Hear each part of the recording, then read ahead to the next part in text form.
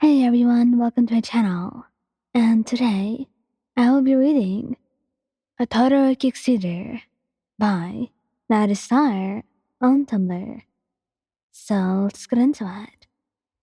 Simply put, Todoroki did not like your quirk. Your fire quirk. So, in extension, he did not like you. You honestly had not noticed at first, because he hardly made a peep. So you thought he was okay.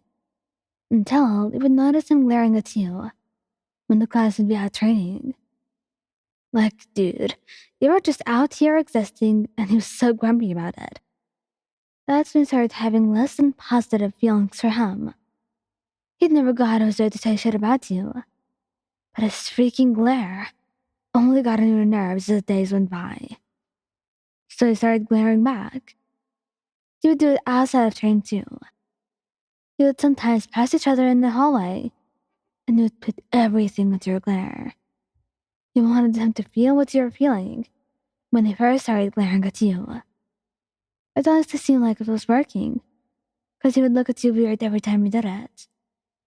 Good. And somehow, it had evolved into you trying to get some sort of reaction out of him. So not only does he not like you now, but he also finds you annoying. You're outside training and notice him glaring at you for the umpteenth time. So you just stop everything, turn to face him, and just stick out your tongue at him, like a child would. He no longer glares at you, but he stares at you like he was so confused. And, much to your dismay, you both were also in the same friend group. There was one instance where you both were at the same lunch table. Then you had the weirdest idea strike you. You picked out your rice grain by grain, arranging them on your tray carefully. When you were done, you kicked his shin. Poor baby boy was just minding his own business, enjoying his food, and then all of a sudden he's being attacked. Now he's pissed off. He looks at you because who else would have bothered him like you have? And he's about to ask what the hell that was for. But then he completely forgets to when he sees you covering a portion of your tray. As if you were trying to say, I have something to show you. And he was genuinely curious when he sees a childish glint in your eyes, which he thinks is kind of cute. You slowly move your hands away. And right there, your rice spelled out, you suck. His face has never dropped so fast. And you were just trying your best not to bust out laughing. Shoto is now looking around the table to see if he was the only one who witnessed this bullshit. He sees everyone just eating and minding their business. Okay, not really. Everyone saw what happened. They ignored y'all by default. Cause they're kind of sort of tired of the weird thing going on between you two. When he turned to look back at you, you're excusing yourself from the table. The only reason you had to excuse yourself was because you could not contain your laughter any longer. Shoto stops presenting you altogether after the sports festival. But Midoriya had told him about his firework and how it was his own. He didn't quickly realize that he had unfairly judged you. Though it was weird for him at first, he stopped glaring and would make the effort to talk to you.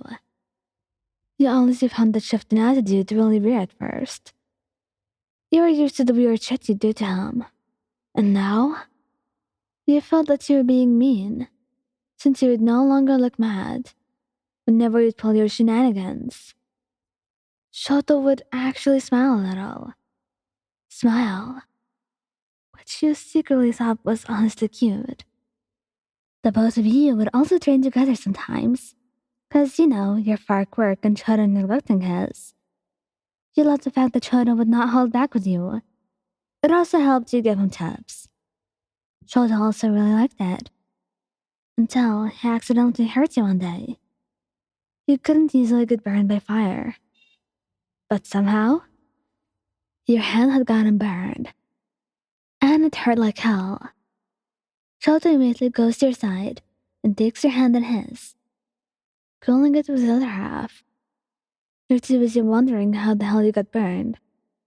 Because if Shoto was able to burn you, Then his quirk was a lot stronger than you both had initially realized.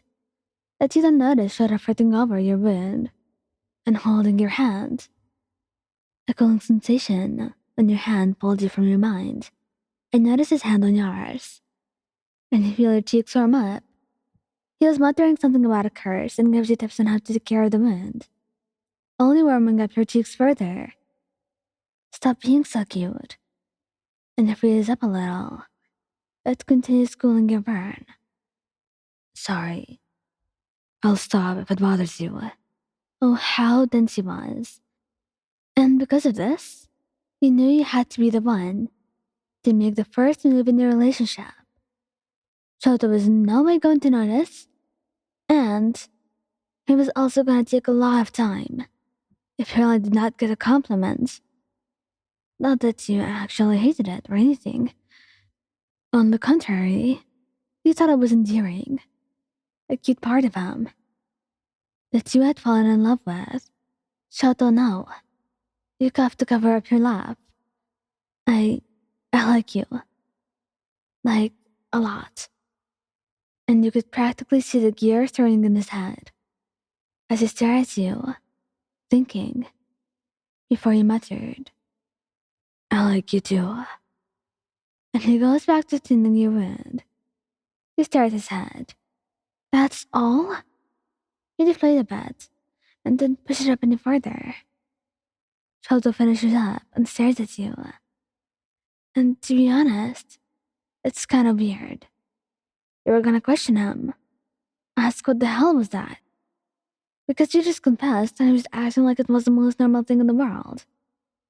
But then, he leaned down and kissed you. And you were surprised at first, caught off guard, but quickly reciprocate. Just as quickly I'd kissed you, he pulled away. A chaste, sweet kiss, as if telling you he was nervous. I hope that helps alleviate your pain. And he turns around and leaves. You'd be mad if you had not seen the blush adorning his cheeks. He really was cute. No, not just cute, he was adorable. And we were all in for it. Thank you guys for listening. Don't forget to like, subscribe, and comment. I hope you enjoyed listening to this as much as I did making it. Anyway, goodbye.